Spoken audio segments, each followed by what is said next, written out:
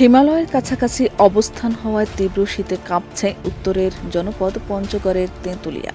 এ উপজেলায় টানা ৯ দিন ধরে তাপমাত্রা ৯ ডিগ্রির ঘরে স্থির রয়েছে, ফলে প্রতিদিনই বাড়ছে শীতের প্রকোপ।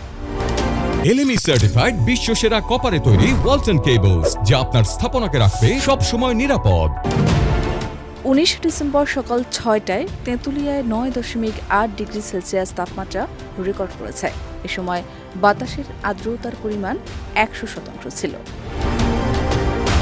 এদিকে পঞ্চগড়ের আশেপাশের জেলায় কয়েকদিন থেকে ঠান্ডা অব্যাহত রয়েছে, তবে গত কয়েকদিন থেকেই শীতের তীব্রতা হঠাৎ বেড়ে যাওয়ায় কষ্টে দিন কাটাচ্ছেন নিম্ন আয়ের মানুষগুলো। এছাড়াও দিনের বেলা রোদের দেখা মিললেও কমেনি শীতের তীব্রতা।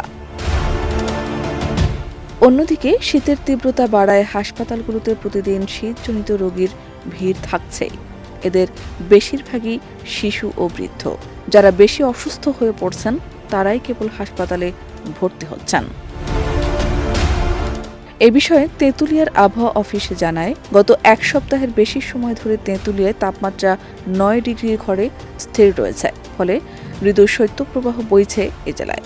সামনের দিকে তাপমাত্রা আরও কমতে পারে।